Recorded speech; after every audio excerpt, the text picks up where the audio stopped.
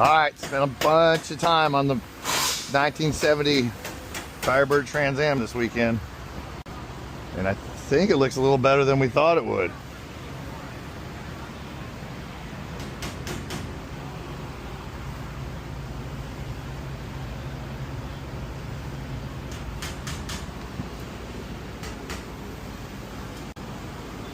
Factory AC, super rare.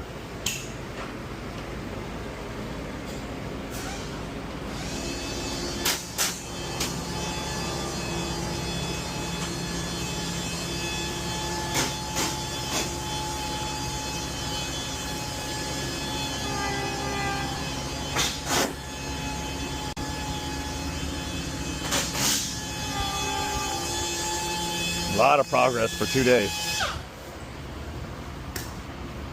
Bringing it back to life.